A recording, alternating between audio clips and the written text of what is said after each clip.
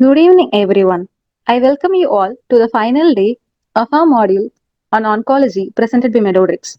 I'm Sneha Mavis, a PharmD intern and a member of Medodrix, and I'll be your host for today's session. It has been an insightful and enriching journey over the past few days, and we're excited to conclude the session with exciting topics today. Our speaker, Dr. Nazra Ali, will be discussing the handling and administration of cytotoxic drugs, as well as the management of ADRs and supportive therapy during chemotherapy. Over to you, sir. Thank you, Miss Neha.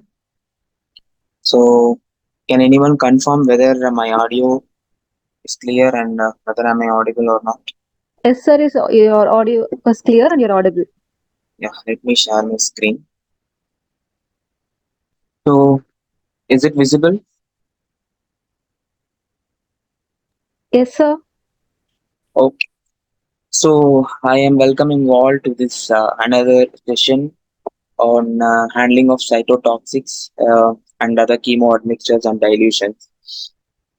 So, you all may think that in our country, the clinical pharmacist may not be having a role in compounding and sterile preparations and all.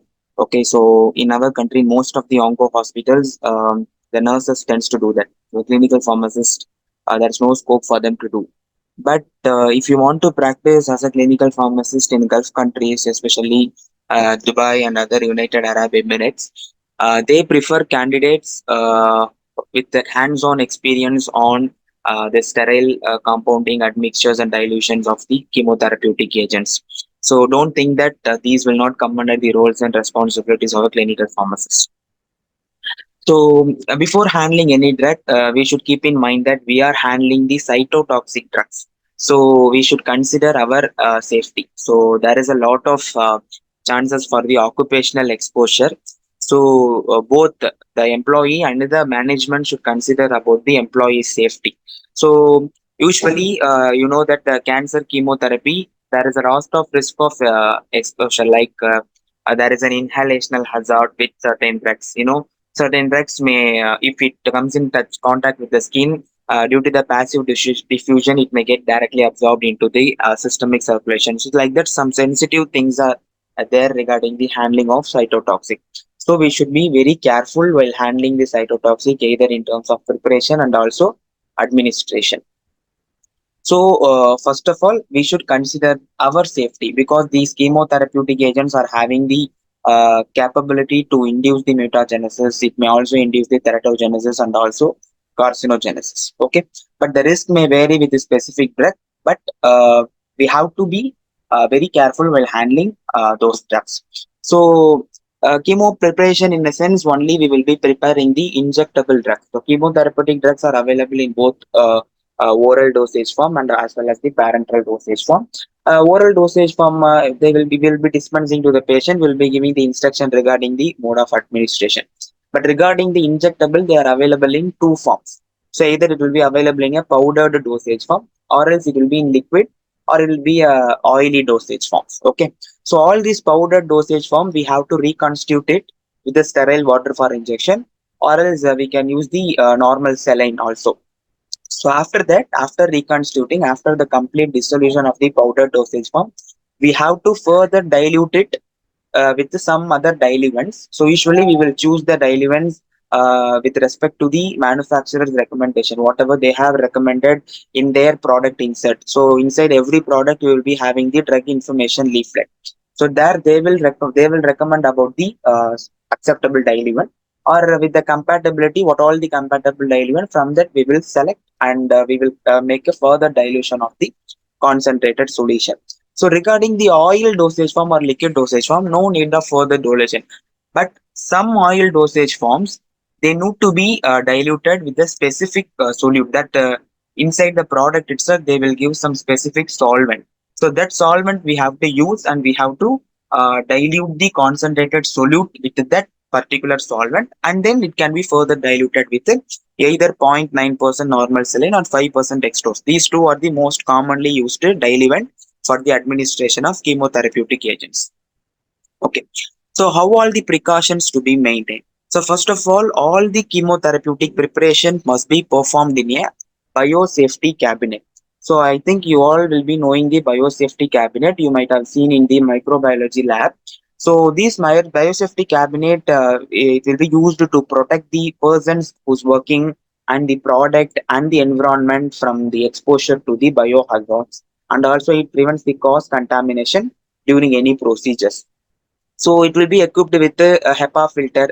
There will be a inflow and downflow of air. So the downflow of air will pass through that HEPA filter, so that all the microns will be out of the environment. Since the chemotherapy preparation should be conducted in a sterile aseptic condition, so these preparation must be performed in a biosafety cabinet, inside the biosafety cabinet. Okay. So then we have to wear a nitrile glove. We should not use the normal disposable glove or the normal sterile gloves. It is always advisable to use the nitrile glove, and also I recommend to use the double glove also. So if any contamination or if any torn occurred or if any breakage, immediately we should change the gloves. Okay, and we should not keep on using the same glove throughout the day or throughout some 4 to 5 hours. Each and every hour we should keep on changing the gloves. And so this is the biosafety cabinet. Usually the biosafety cabinet will have the UV light equipped with that. So we'll be discussing in the upcoming slides. So as I said, we have to use the nitrile glove for handling and preparation of the chemotherapeutic agent. So when wearing the double glove, the outer glove should be changed immediately if contaminated, or if it is punctured, or if it is torn. And also all the waste, the all the contaminated items, or if anything is contaminated, if any absorbent pad, if any cotton, if when it comes in contact with cytotoxic, all these should be disposed in a yellow color dustbin. That is as per the biohazard, as per the dustbin management. So we should dispose all the items which all having the possibility to be contaminated with the cytotoxic should be disposed in a yellow color dustbin. Okay. And before preparation, we should have certain absorbent pads onto the surface onto which we should conduct the preparations. Okay. And the external surfaces of the syringes and the mouth of the ampules, everything, it will be better to decontaminate with the alcoholic steri pads. And also, the chemotherapy preparation should be entry restricted. Only the authorized person should enter. And also, the surrounding environment itself should be sterile. So we should not encourage the often opening and closing of the door. And also, we should always be having the cytotoxic spill kit. We will be discussing about the spill kit in the upcoming slides. It should always be available with us. And also, there is a availability of 70% isopropyl alcohol that also we should ensure. I will tell for what purpose we are using it in the upcoming slide. Um, okay.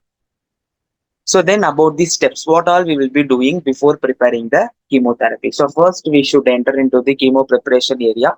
So the biosafety cabinet, there will be three switches. One is for the light, another one is for the UV light, another one is for the airflow, laminar airflow.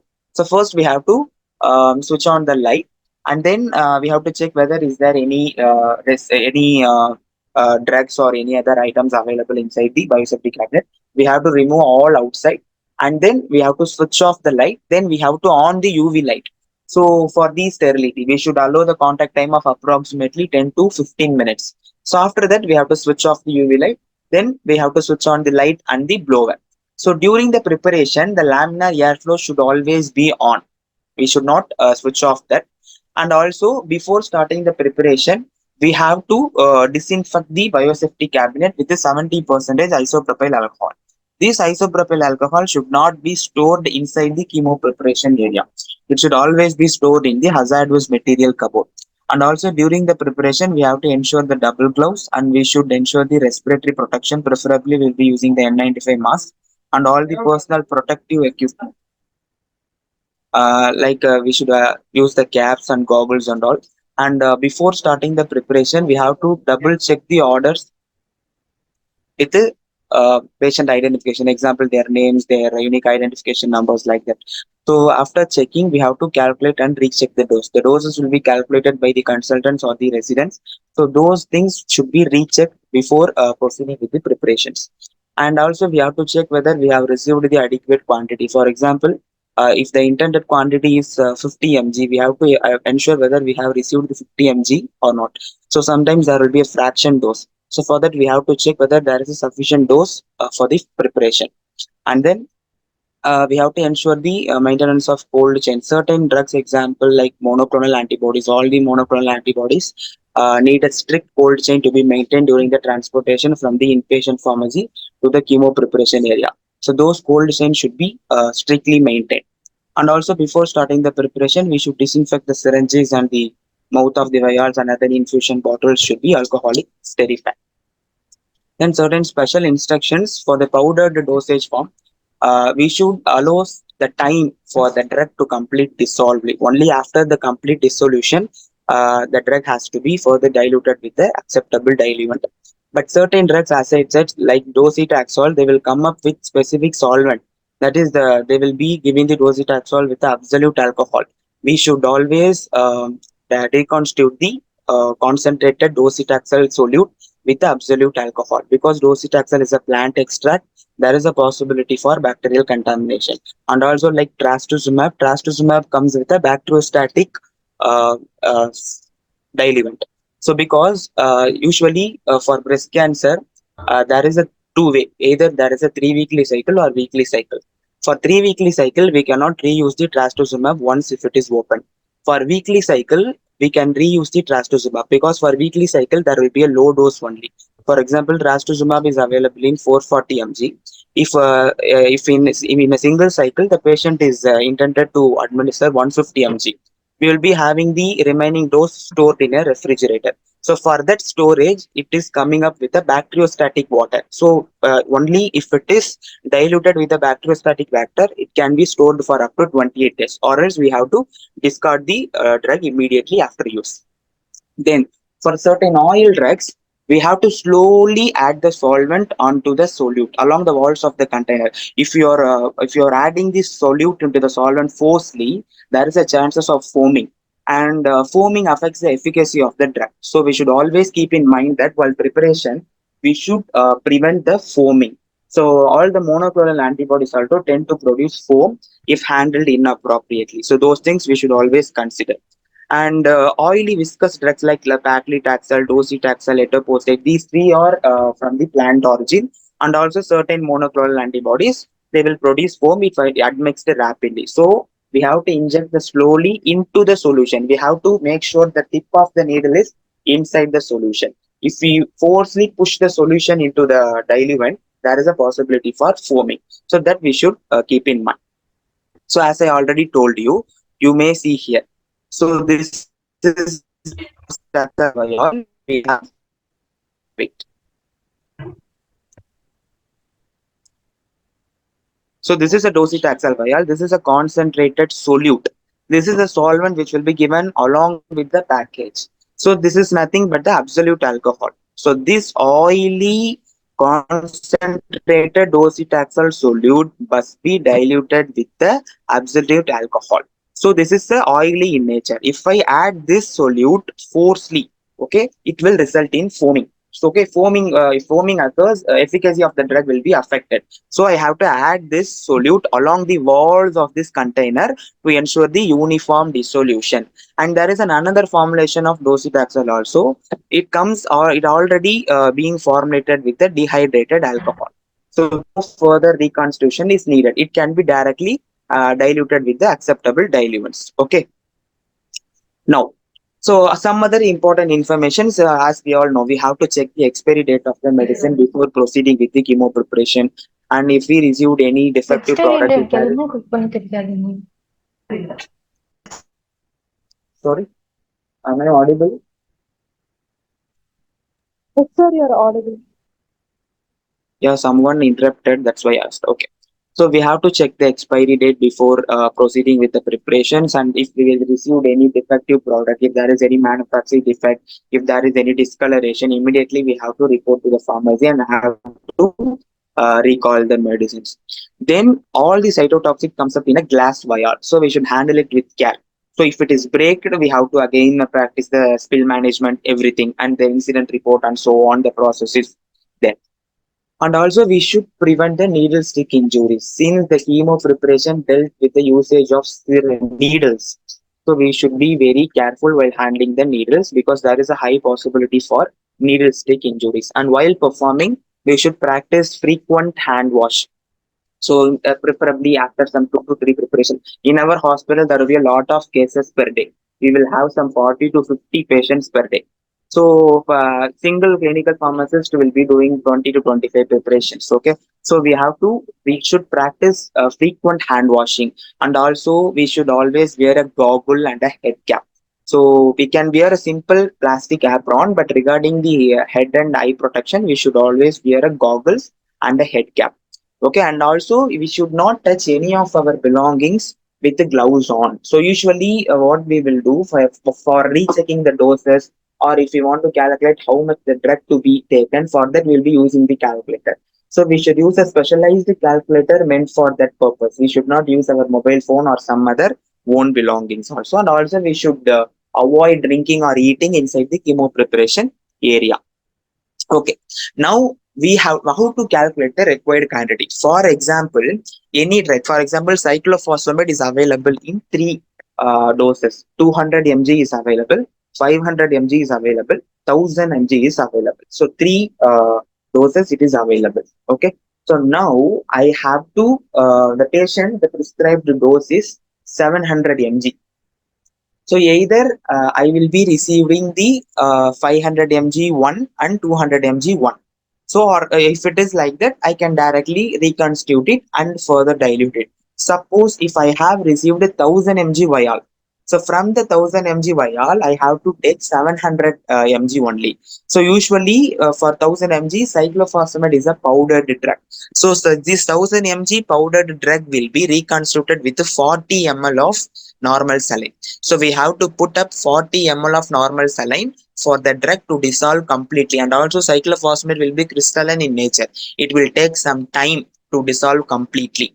Okay, so we should allow that time. So after the complete dissolution, now 1000 mg cyclophosphamide in 40 ml. Now I need only 700 mg.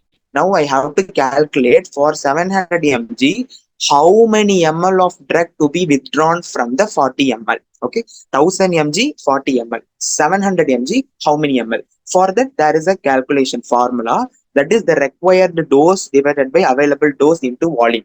So what is the required dose here? So now here I need a 700 mg of cyclophosphamide. So that will be coming in the numerator divided by available dose is 1000 mg. Okay, so sorry, that is not a ml, that is inside that bracket. Now it is not a ml, it is a mg here. So required dose is 700, available dose is 1000 into what is the volume? 40 here. So I have to divide 700 by 1000 and multiply by 40. If I do so, I will be getting the volume that I need to withdraw from the 40 ml solution. So same in case of bleomycin. Bleomycin will come in a 50 mg powder. So this bleomycin should be reconstituted with the 5 ml of sterile water for injection as per the manufacturer's recommendation. Now for a patient, the prescribed dose is 12.5 mg. So I have to draw the 12.5 mg. So what is the available? It is a 15 mg 5 ml. So from that I need only 12.5. So what I have to do? I have to put 12.5 in the numerator divided by 15. That is the available dose. Required dose is 12.5. Available dose is 15. Multiply the volume. Whatever is available here 5. So it will be approximately 4.2 ml. So like that, we have to calculate the amount of drug to be withdrawn from the available dose. Okay, so for the fraction dose and all, we will be getting the confusion. We should not do the approximate calculation and all. We should make it exactly. Because if you put the approximate calculation, if there is some 5 mg, 10 mg excess means it may cause severe toxicity to the patient. So we should not play with that. Okay, so the next we come to the route of administration. You all know chemotherapy drug will be usually inside the vein intravenously, and some of the drug tend to be intended to be administered orally also. So intravenously or else as an injection, bolus also, especially the drugs like the adriamycin, vincristine, vinblastine, those drugs will be administered as a bolus form, single injection only. So infusion means continuously, it will be for some 1 to 2 hours. For example, it may be up to 3-4 hours also. Paclitaxel and all, the infusion time is 3 hours. And also orally, topically also, the drug called 5-fluorouracil is available in cream for the treatment of melanoma. So topically also some drugs are available. Now, so some cancers don't respond well to systemic therapy. For example, in pediatric patient, there is a higher possibility for ALL relapse, acute lymphoblastic leukemia. In that relapsed case, what they will do, they will give methotrexate intrathecally, IT. So intrathecally, it will go into the area between the brain and the spinal cord, and also they can give intra-arterial chemotherapy also by putting a central line onto the chest or the brachial plexus like that, or jugular vein also they will put line. The tube will directly enter into the aorta. So intra-arterial chemotherapy, intracavitatory chemotherapy also. There is a special thing called HIPEC, which they will usually perform during the surgery. Hyperthermic intraperitoneal chemotherapy. So it's nothing but heated chemotherapy will be put into the abdomen after the surgery, especially for the stomach cancers. And also, there is yesterday, previous session, I have told you something, the Onco BCG, which will be administered intravesically by inserting the urinary catheter into the urinary tract. So the drug will be directly injected into the bladder. So that is also one of the mode of administration. So now, how intravenous chemotherapy are given directly into the vein by either a needle or a catheter or the port or pump. It's all nursing related thing. But the thing is, all the drugs, all these things, the needles, catheter, port, whatever, all are inserted into the vein only. All are reaching the aorta. Now, administration should be carefully monitored. The nurses also should wear the double gloves for all the procedures regarding from the IV cannulation, connection, administration, deconnection, everything. They should also wear the nitrile gloves. Okay, they may also use the latex gloves, but it is always advisable to use the nitrile examination gloves. And they should change the glove every 30 minutes or 60 minutes, depending on the workload. If there is more patient, they are working, if they are exposing with the more patients, they're dealing with more patients, they have to practice the frequent changing of glove. And also they can wear the protective gown also. And if there is an eye contact, we should perform irrigation. We should continuously wash the eyes with the running water and immediately report to the emergency department. And if any waste materials, appropriate waste container, it should be disposed. And how to clean the chemotherapy spills.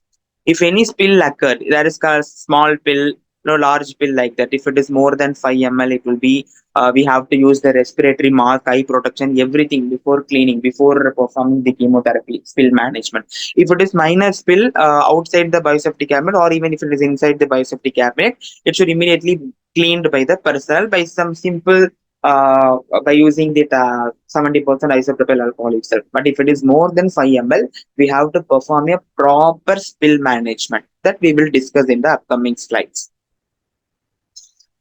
So, in case of any skin contact, if any anti-neoplastic agent tend to comes in contact with the skin, we have to wash the affected area and we should immediately report it to the concerned supervisors.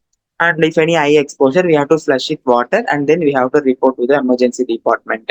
So now how to perform the spill management? So before, if any spill, major spill occur, that is more than 5 ml of cytotoxic drug spilled onto the surface, I have to keep the signboard. That is a caution, spill occur like that. No one should cross that premises. I have to wear the PPE. I have to wear the goggles. I have to wear the head cap. I have to wear the nitrile glove. Everything. Now, first thing what I have to do is I have to cover the spill with 2% sodium hypochlorite solution. Cytotoxic spill management is the responsibility of a clinical pharmacist. No housekeeping staff or staff nurses will do. So we have to clean the spill with a 2% sodium hypochlorite solution. So how to prepare that? 50 ml of sodium hypochlorite with 50 ml of water. That is the 2% sodium hypochlorite solution.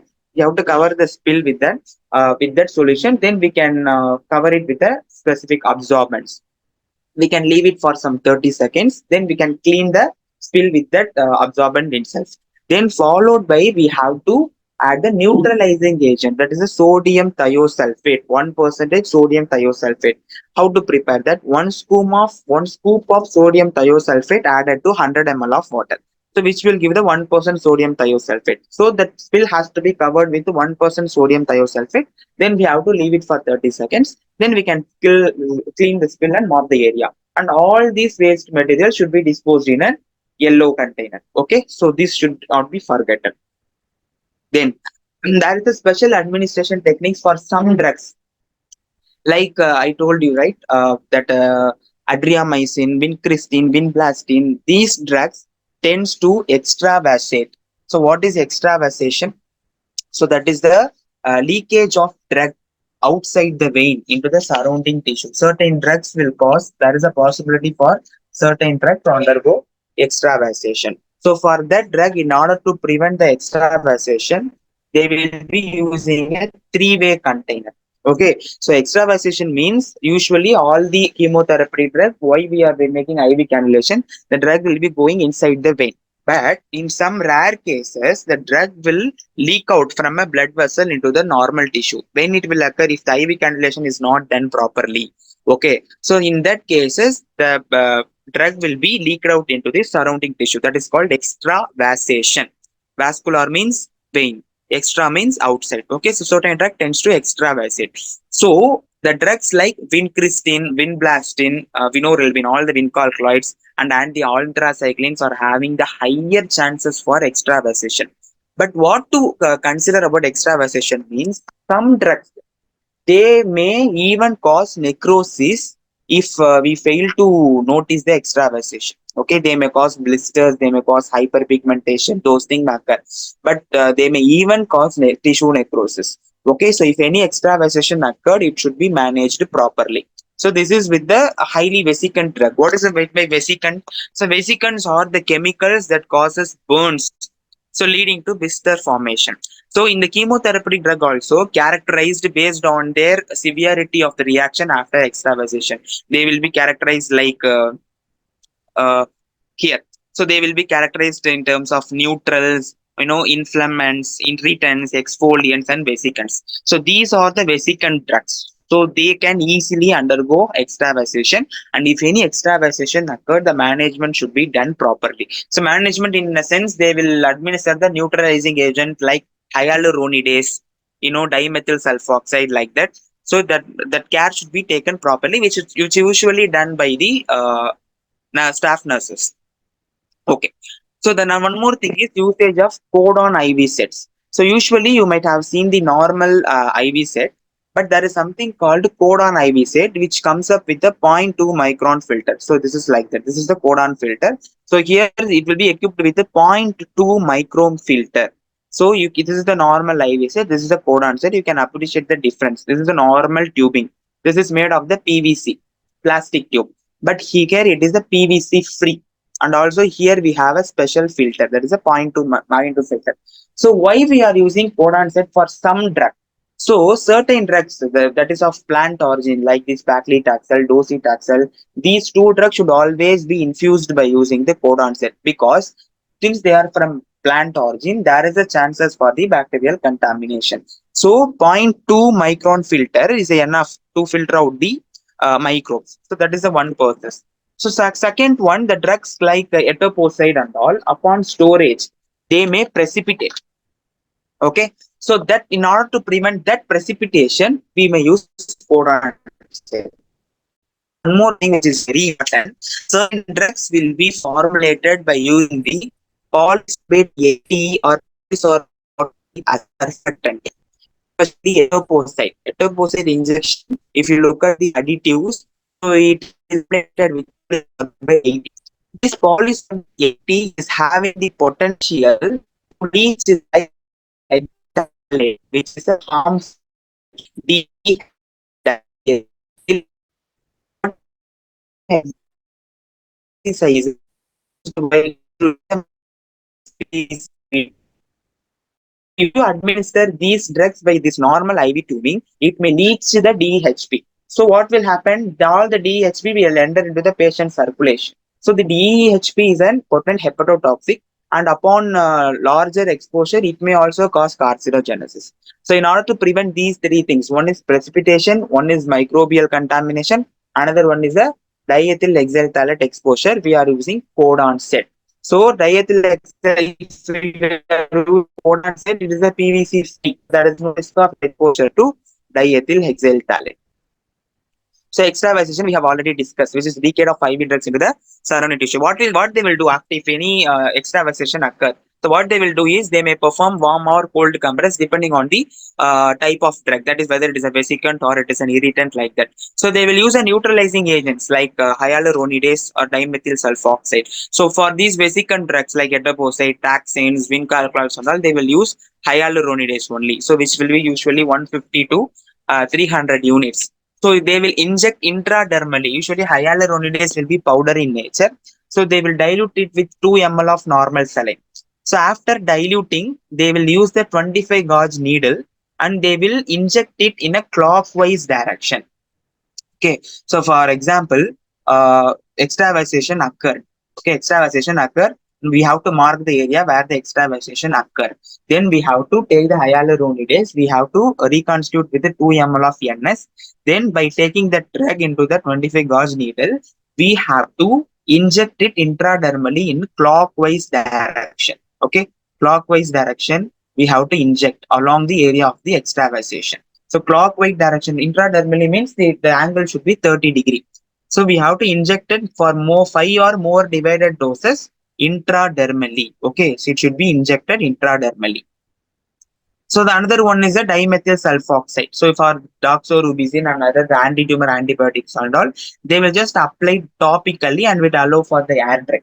So depending on the severity, they will repeat for 2 days, 3 days, or may up to 15 days also, depending on the severity. Okay. So this is a three-way administration. So I told you about extravasation, right?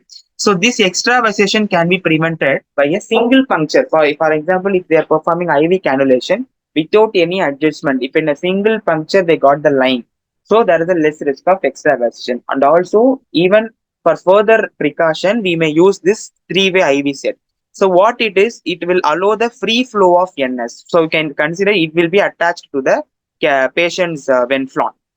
So here we have two entry. So with that we can connect the 100 ml saline. So here we can inject the drug which is to be given as a bolus. That is either it can be vincristine or vinblastine something. So while giving the drug with the free flow NS, here the normal saline will be flowing. Along that we will be slowly injecting the drug.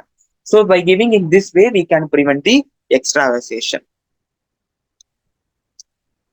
So with that, we have done with the safe handling, administration, and precautions to be followed while handling the chemotherapeutic agents.